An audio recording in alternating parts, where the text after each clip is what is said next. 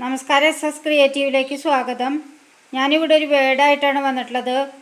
Thin form sheet ഉപയോഗിച്ചിട്ടാണ് ചെയ്തിട്ടുള്ളത്. Thin form sheet ഉപയോഗിച്ച് ചെയ്തതാണ്.